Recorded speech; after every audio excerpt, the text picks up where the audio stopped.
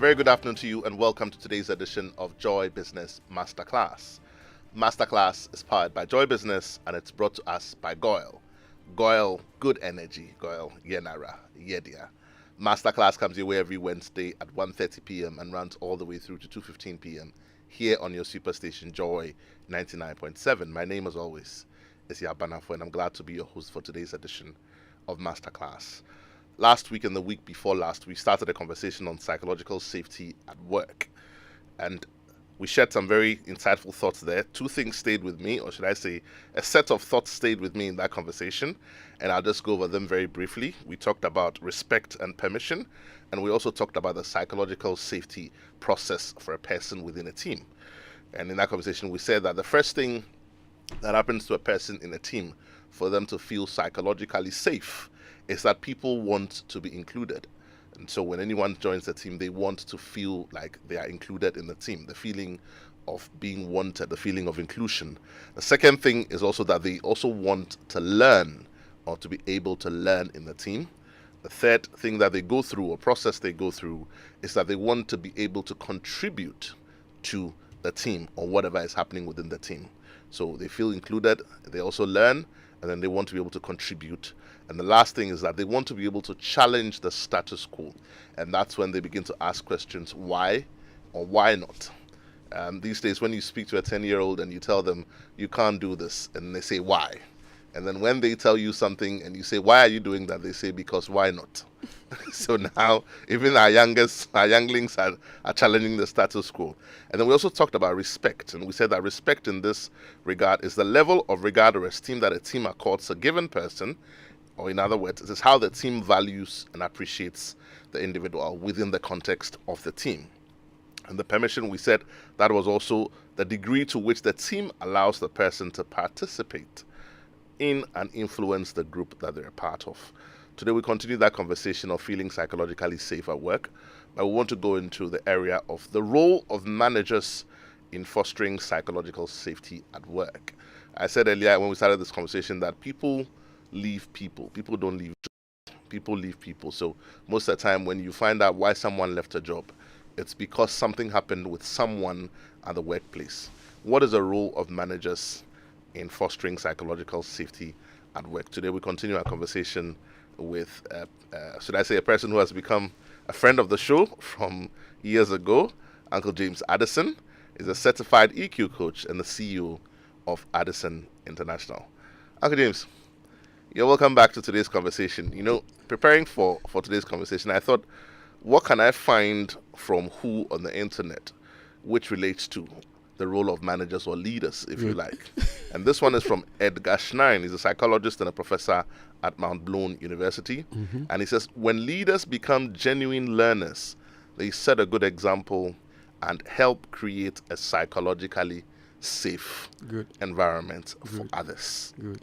When leaders become learners or genuine learners, they set a good example and help create a psychologically safe environment for others within the workspace. This is Masterclass. We're going to be starting this conversation here. If you want to watch us live, we're streaming live on Facebook as well. At some point in the show, we will get interactive.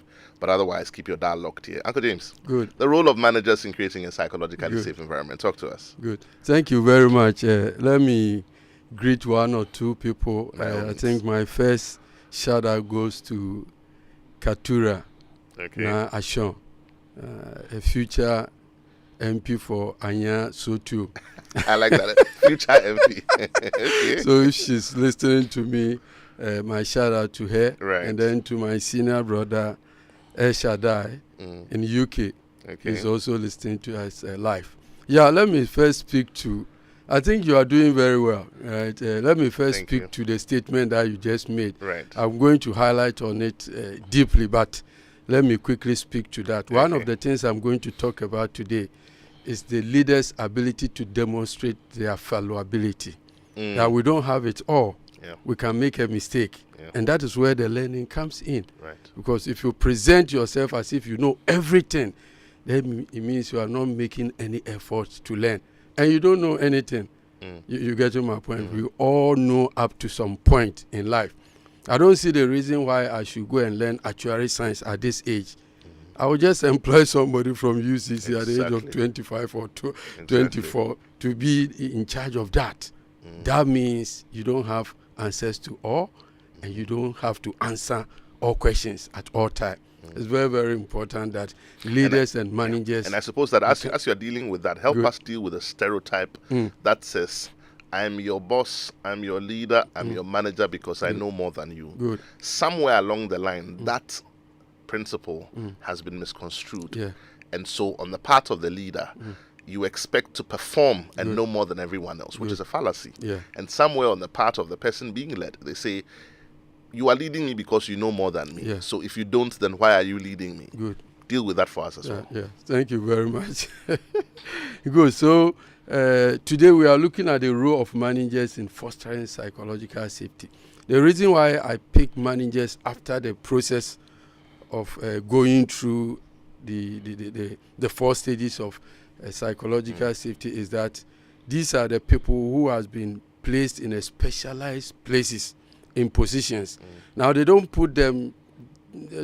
just put them there because they are nice boys or girls and they want to put them there. They put them there because of specific role that they're supposed to play. Yeah. And one of the role that they are supposed to play is to make sure that people under them felt psychologically safe. Sure. That means they have that happiness to even try something that is new.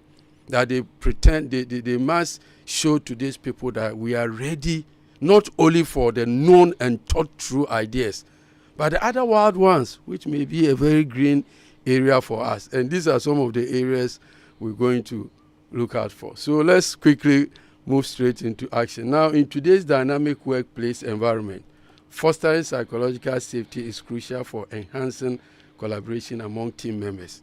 In this regard, managers play a pivotal role in cultivating this environment of trust and openness. Now, by activating and promoting open communication, encouraging risk-taking, and demonstrating vulnerability themselves. You see, this is where you started with, yeah. Because he's a manager, that does not mean he knows everything. Of course, that would not even be possible.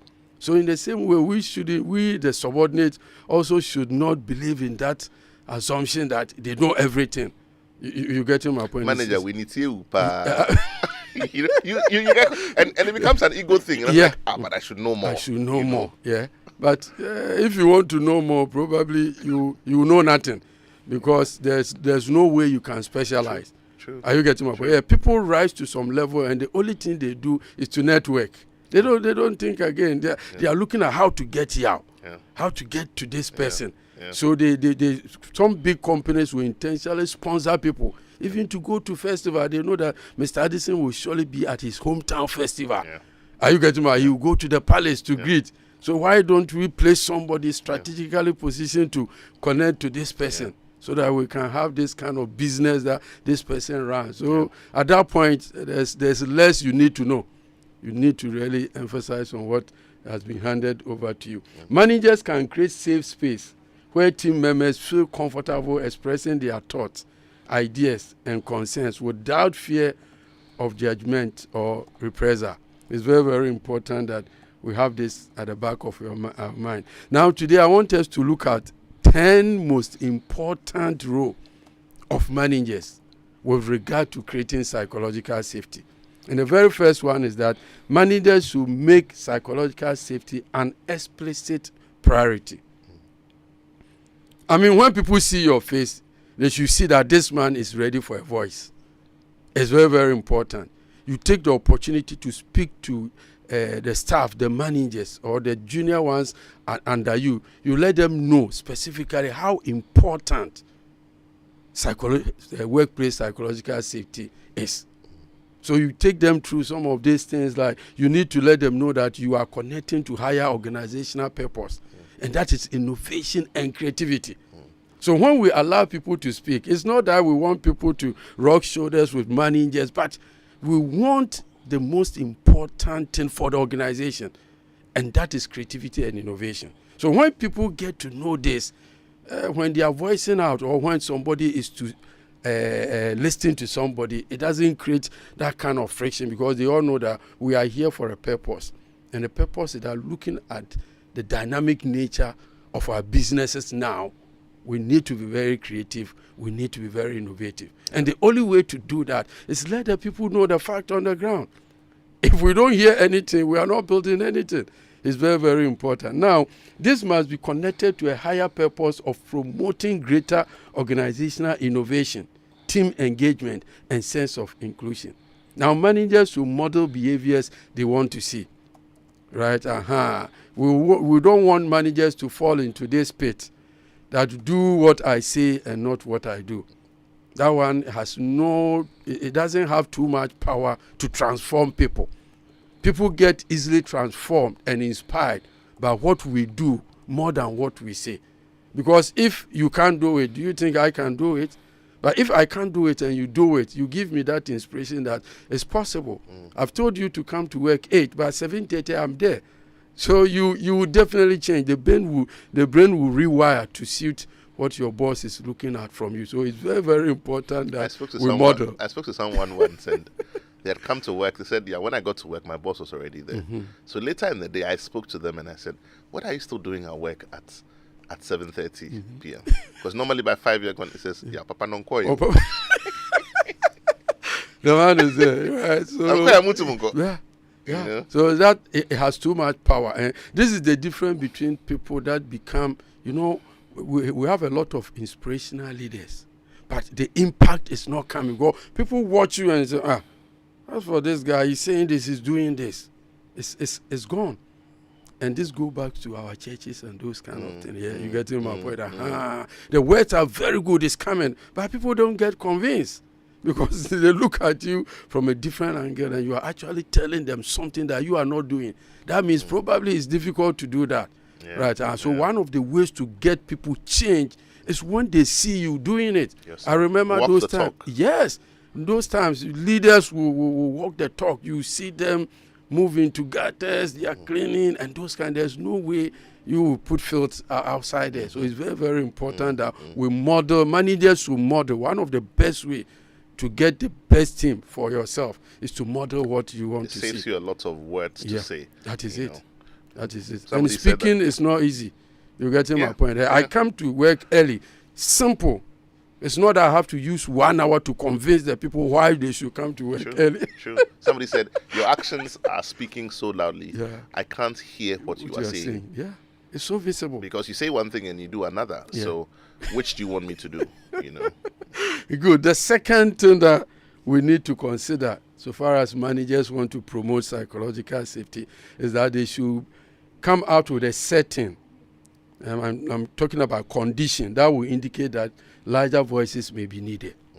Now look at the reason why this point is so important. They should make things clear, and they should create the conditions for the workers or the junior ones below them to know that larger voice is needed. And there are 3 things that underpins this statement. Now, one of the things that has become so certain, especially from 2019, is uncertainty. So the negative has now become the positive, right? What has become so certain is uncertainty. Now, with the era of uncertainty that we are in now, there's no way we can bully people and shut out voices and ideas. There's no way. Because you don't know what is coming. And it's likely that a leader might have missed something that a junior might have observed that there is a danger. So because of uncertainty, we must be prepared to allow voice at the workplace. When show me a company that is doing very well, and I will tell you a company that everybody is speaking and everybody is listening. It's very, very important. Because when you speak, then we know what you're thinking. Yeah, that is it. Are you getting my point? So in my last lecture, I've started preparing the notes. The last one I'm going to do are not found in the Google and those kind of places. No. This is coming from me practically as a Ghanaian, born in 1970. Up to this age, what have I learned? Experiential knowledge. Experiential knowledge. It's going to be serious. Are you getting my point? And one of the things is what you just hit the nail on. It's very, very important that we groom some of these people. So complexity is another reason why voice is needed and why we should create the environment and make sure that we engage these people. Then interdependency. Nobody can do it all. We need to connect to each other. So when we end, other people start. That is very, very important. Product is not complete unless it has reached the final consumer. I don't think the people at the operation room, the people at the shop floor, right, will be able to do that if the sales people and marketing people are not brought in. So interdependency in this modern world calls for everybody's involvement, because it will get to a time that you need somebody. Some people can prepare a presentation. Are you getting my point? But give it to somebody, you just flip through in 30 minutes.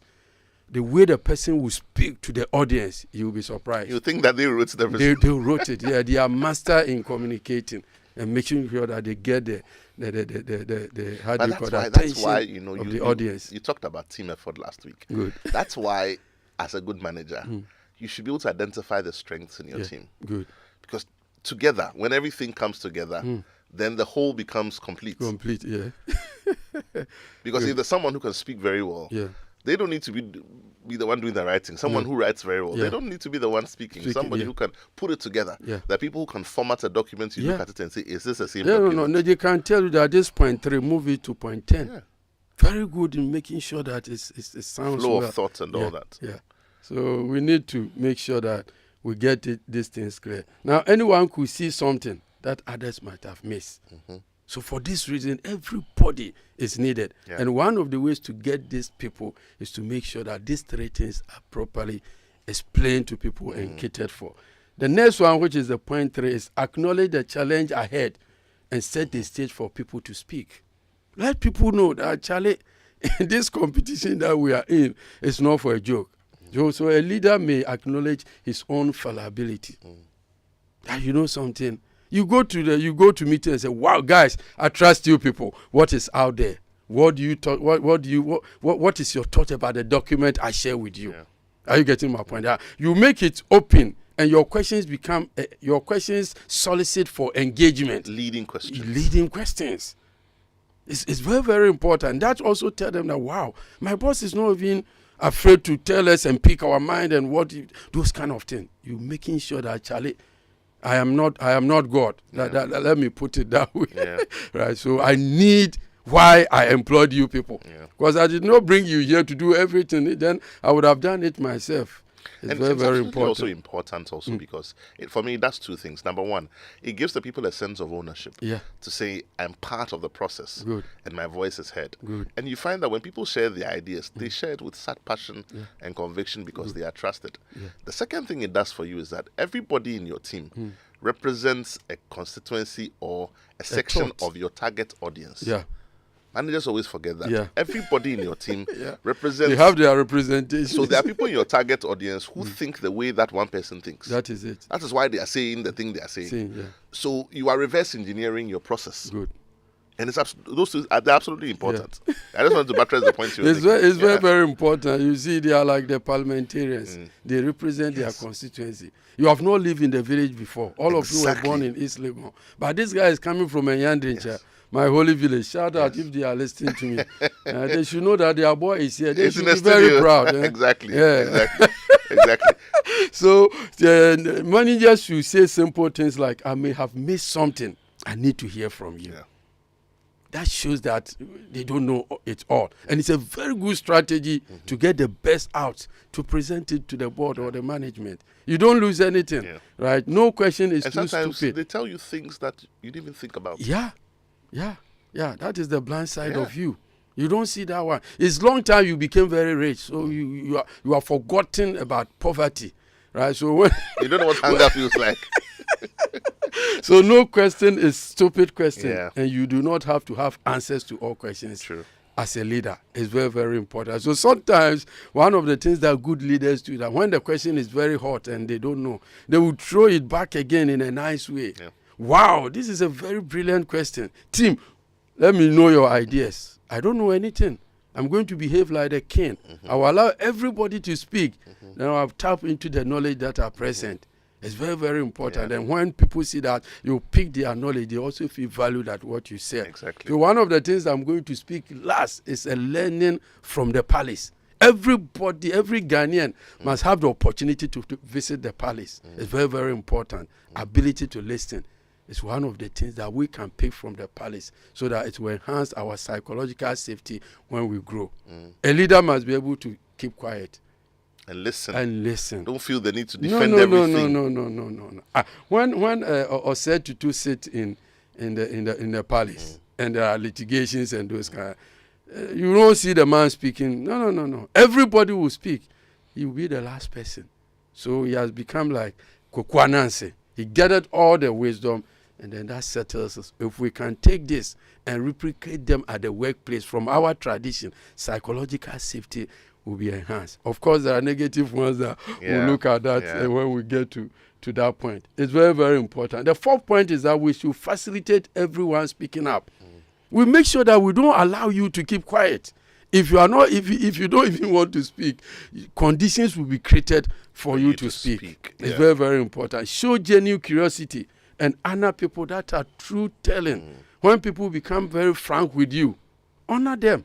Because you see, that is why we have structures in place. They may not necessarily be working, but advisory board, board of directors, those people, they are supposed to pinpoint some areas that your mind might not have gotten there. But it takes a very genuine person to point to you what will be detrimental to you. In this part of the world, people don't have that courage to do that. But that courage could be created by the team leader or the manager, making sure that people will feel free to tell me. And it's also one of the lessons I'm going to talk about. True. Our forefathers have a very good sense of leadership. It's very, very important. We need to be open-minded, compassionate, and have empathy, right, on people around us. It's very, very important. Wow, it seems you were late this morning. You were late, true or false? It's true. But are you correct? Who should do your work? Who should do your work for you? Yeah? We need to be when you take your money, do you give me some? Yeah, we need to be very empathetic. That simply means that what we see, we must have the ability to go behind it and see if there's a genuine concern for what we are seeing. It's very, very important. We need to be curious and ask questions. Right, but remember, people should not necessarily have to have answers to your questions. So, as I said earlier, you frame it to welcome what discussions. It's very, very. Guys, I could see that, Charlie, this is a very new area. What do you think? Then you see these people sharing with you. Limit your yes and no questions. You know, one thing I learned from a senior manager I used to work with before. He says, whenever you have very discordant people in your team. Involve them and model situations where they lead discussions. So, for example, let's say there's a pie to be shared. It's enough for 5 people, but there's 8 people to be shared. And so portions will go to different. Some will get more than others. And he's advocating that it should all come to him. Then you say something very simple. So for the next 5 minutes, you are the leader of this team. How do we share it so that there's equity? Everyone is listening. Surely they are not going to say that give everything to me. The moment they say that, they become unpopular. But then you are not doing it to make them unpopular. You are also saying practically, if you were in the same situation to share this pie, like I am now, what is the best way you think we should look at it? You learn from the process, but you also teach them to also be tolerant of others. Coping with the challenging times. Thank you very much. The fifth point I want us to look at today is that we need to be proactive and invite voices. Managers, what is on your mind? What are you seeing? What concerns you? What questions do you have for me? We are inviting voices. It will be very difficult for any manager not to have a voice if you go by some of these strategies. What is in your mind? What are you seeing? What concerns you? What questions do you have for us? It's very, very important. Now, the sixth point is that managers need to establish norms for how failure is handled. This is very, very important because nobody wants to be tagged like a failure. Are you getting my point? So if we have that kind of, we try something and it doesn't work, the way we handle it would determine whether it was actually a failure or a learning curve. So what managers need to do is to make sure that there are clear ways of handling things that did not go the way. I don't even want to use the word failure. Did not go the way that we want to have gone. You getting my point? Because as soon as we say failure, it means we've ended every process. But there is a way out that we can still have something right from these people. So don't punish experiment. And the word is reasonable risk taking. Because without taking risks, we are not going anywhere. Yeah. You getting my point? So even if we are to reach a particular group of people, they may probably be traveling. Even just traveling involved, it's a high risk in this part of the world. Yeah. You getting my point? They can go and drop you at Winneba Junction. I tell people it's closed. There's a hospital there. So when they drop you there, they will pick you to the hospital straight away. So there's risks involved in everything. But a minimum risk is also needed to make sure that we invade the new territories. We can't sit in our comfort zone and expect that we can achieve anything greater. So a risk is very, very important. So we don't need to punish what I call reasonable risk. And for instance, there could be an issue that maybe a loan. Let's come to your area, right? We want to give a group loans or something like that. So the first group came, and the repayment became very challenging. We may not necessarily have to punish that person that brought that idea or brought those people together. If there's any valuable lesson that we can pick so that the next time, are you getting my point? We don't get that because it's a minimum risk. It's not going to collapse the company now.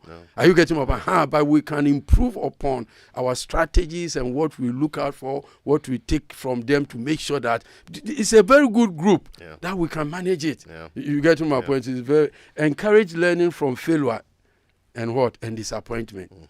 We should rather emphasize that what is the valuable lesson here, guys? We couldn't get these people to come and buy the items. What do you think went wrong? Are you getting my point? It's very, very important. Any leader that concentrates on valuable lesson makes it at the end of it all. Because you will never repeat that mistake any longer. Never again. Yeah, so I tell people that I'm arguing with you. Then I said something, I saw your hand shaking, and I brought my head and you slapped me. Next time I will be a fool if I'm still arguing with you. I say something and your hand is shaking. And there's no way I'll bring my head any longer. So, I'll pick out a valuable lesson. You don't get me next time, right? We need to be very open to share. And I like this point you talked about earlier. Openly share our hard-won lessons from our mistakes. Okay, managers. Hold that thought for me. Openly share hard-won lessons. I want our listeners to be a part of this conversation. It's getting really exciting. This is Masterclass here on your Superstation Joy 99.7. We'll take a quick message from our sponsors. When we come back, we get interactive. Your favorite on-air business development program, Joy Business Masterclass, is in session, and you can interact with us on Facebook via the Joy 99.7 FM or Joy Business pages. If you tweet, the handle is at Joy 997 FM or at Joy Business GH. Don't forget to hashtag JB Masterclass. You can also call us on 0302 216541 or send your questions and contributions through to the WhatsApp number 0551 111997, and our facilitators will address your concerns. Attention everyone, class is in progress. Welcome back. If you've just tuned in, this is Masterclass. We're interactive right now. Numbers to call 0302 216 541. That's 0302 216 541.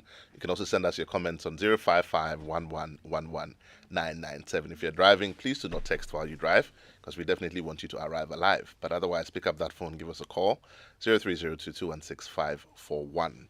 If you drive any motor vehicle of any kind, then Goyle has great news for you. Goyle PLC, or CIMG Hall of Fame and 2022 Petroleum Company of the Year, has taken the lead again. Goyle has opened an ultra-modern liquefied petroleum autogas service station. The modern autogas service is safe, clean, and they also offer affordable alternative fuel for your vehicle. So look out for the Goyle Autogas station in the following areas: Bema Camp Goyle Service Station, Accra. Beshi Goil Service Station, Accra. Pedu Junction Goil Service Station, Cape Coast. Mpintin Goil Service Station, Takrade. Kentin Krono Goil Service Station, Kumasi. Goil delivering the safest and affordable gas at your convenience.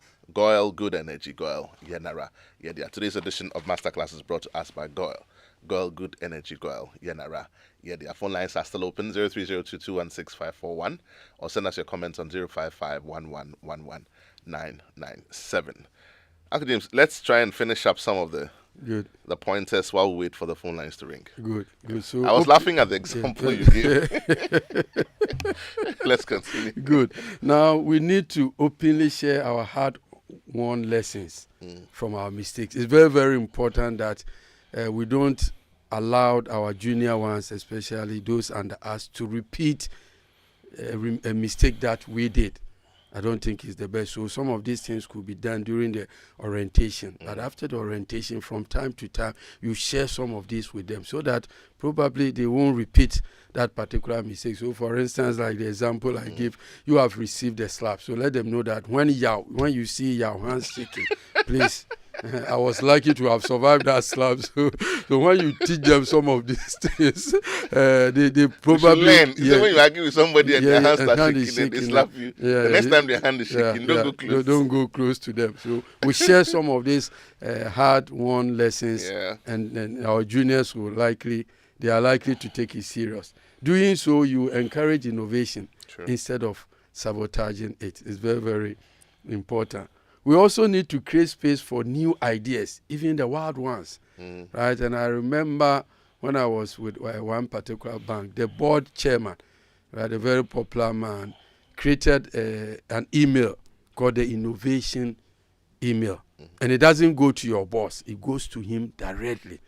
It's very, very important because you know that some of the ideas will be wild and your boss will not be ready to kind of push it and those kind of things. So no matter, reflects on them. Yes. No matter how stupid it is, you let it come. Are you getting my point? This is a way to create space for new ideas so that people don't feel shy to probably share what they consider to be a very good something for them. Consider whether you only want ideas that have been thoroughly tested or whether you are willing to accept highly creative, out-of-the-box ideas that are not yet fully formulated. So as a manager, you need to choose between the two, and you can't choose the first one. No. All other thoughts that has been thoroughly investigated are good, but there's no way you can remain with that one. That knowledge, that strategy is known to everybody now, but there could be another way of getting behind this challenge or getting into this niche market. So we should also be prepared to make sure that we embrace new ideas to foster more innovative mindset. You know, when people are really appreciated and conditions are created for them, they come out with new ideas because you are creating a condition to make it vital for their brain to start thinking of how we can get around some of these challenges. We also, leaders or managers also need to embrace productive conflict. The word is productive conflict. Conflict is inevitable. And most of the things that we are enjoying in this world are from conflict. Even serious innovations, right? If you don't have that people will call it the holy anger, there's no way you can do anything creative. So conflict at the workplace should be such that it's not necessarily a bad thing. It's not necessarily a bad thing. It's how you handle it. Yeah. You imagine that we want to institute, put down a system that can indicate that you were here 8 o'clock instead of writing. You know, people will fight this at the workplace. I don't know. How about the times when I came at 7:30? Yes, I always come. Are you getting my point? When the paper is there, when they come, the person that came was late. He was there 8:30, but he was lucky. The other person also lied, so 7:30. So he will come and write 7:35. I saw something on Facebook yesterday. He said, when you are supposed to be at work at 8 o'clock, and the time is 7:68.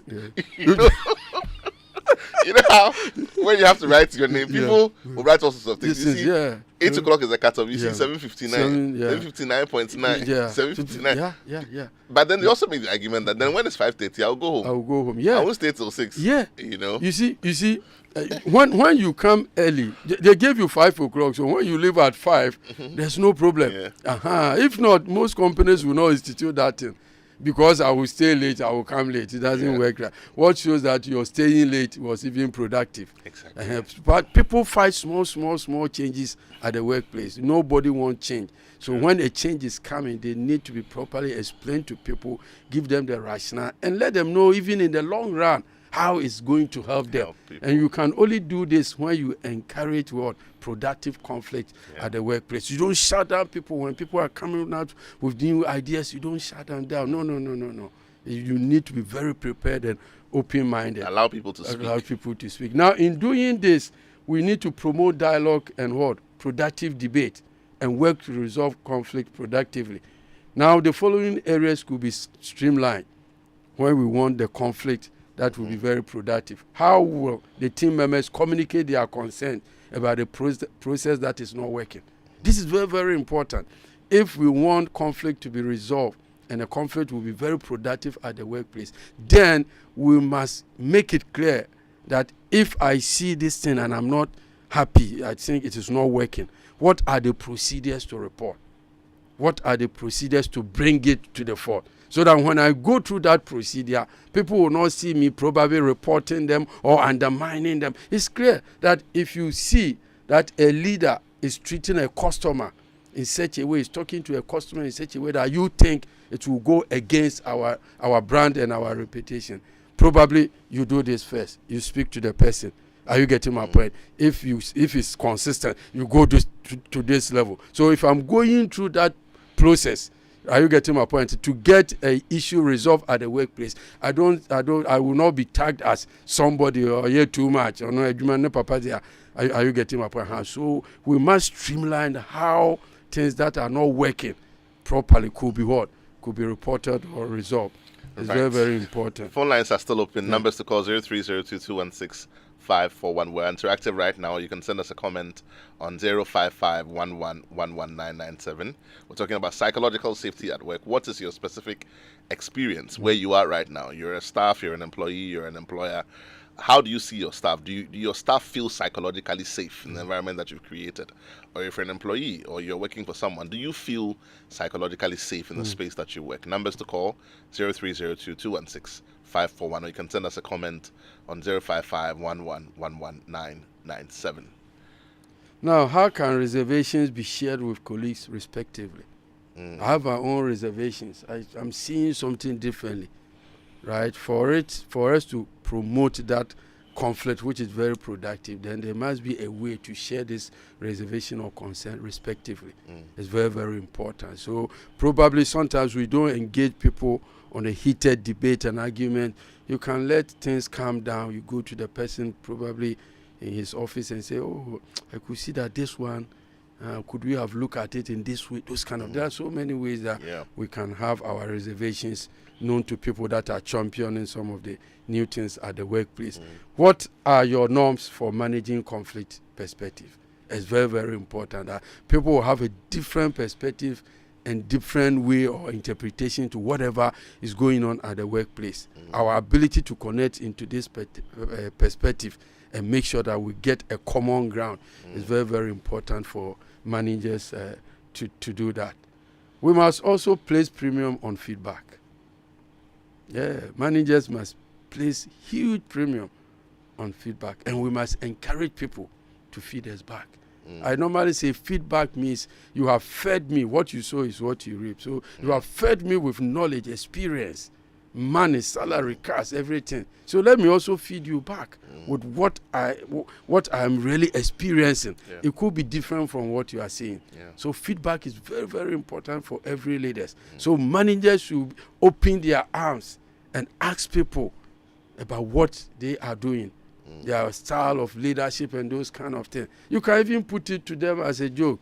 Are you getting my point? Find something wrong about me and get 10 cedi at the end of the month. It's very, very important. So you see that people will be writing certain They say, things to oh, you. boss, I can find 15 things. 50 straight up.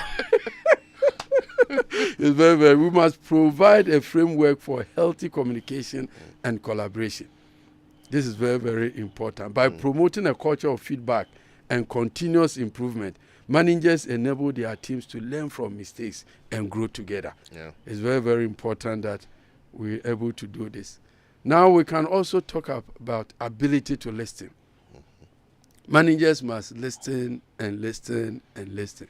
I always tell people that if I go to a place and I speak and speak and speak and speak and speak and nobody talks back or whatever, I've learned nothing. I did not listen to anybody, right? And there's too much challenging in listening more than talking.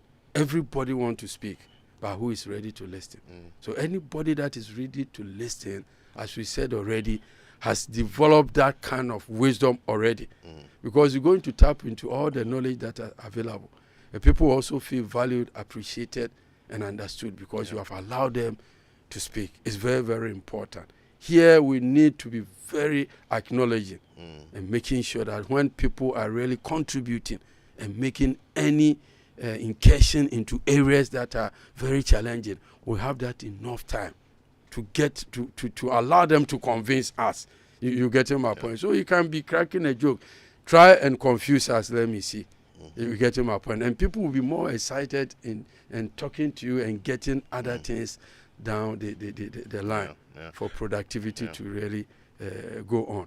And as you talk about listening, I just remember something I learned from management school. Good. That as a manager, when your team member walks into your space to speak with you, listening is an art.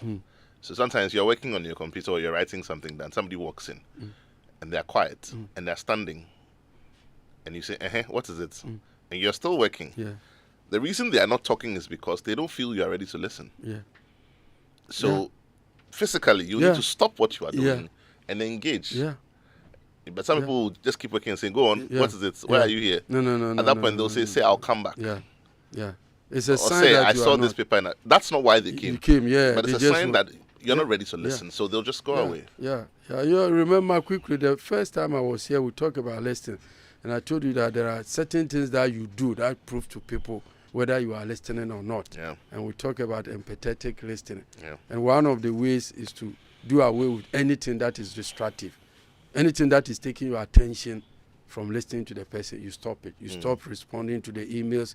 You put your phone on silence. It's very, very important. Nodding your head, saying, all those things are minimal encourages. Yeah. But don't pretend also. Yeah, you don't need to pretend. But when in English, I think it's exclamation sign and those kind of things.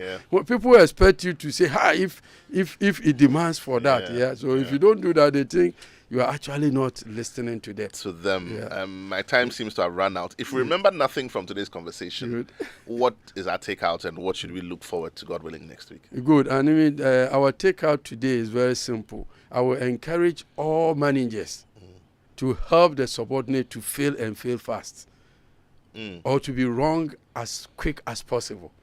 It's very, very important, because when they are a month or two and they fail or make a mistake, they have almost 25 years to be with you. So it's better you allow them, push them. So let them make all their mistakes today. As early as possible. So when they make it today, don't shout on them and kill them. No, you've destroyed their creativity and innovation. I'm going to work with you, all things being equal, for almost 30 years. So if in my first 2 months I fail, why do you kill me and destroy me? You have not nurtured me well. It's very, very important. What do we look forward to in our conversation? Next week, we are going to look at the role of the team members in making sure that their members or friends or colleagues become safe, psychological safe, in order for them to contribute and bring out their best to help the companies grow. Right. I found this on the internet, and I'll close with this. It's unknown. It says, a lack of psychological safety is a recipe for disaster. It breeds fear, risk aversion, groupthink, and a low sense of engagement. And ultimately, it leads to low performance and terrible results. This has been Masterclass here on your Superstation Joy 99.7. We're talking about psychological safety at work. Today we talked about the role of managers. Next week, God willing, we bring you another exciting edition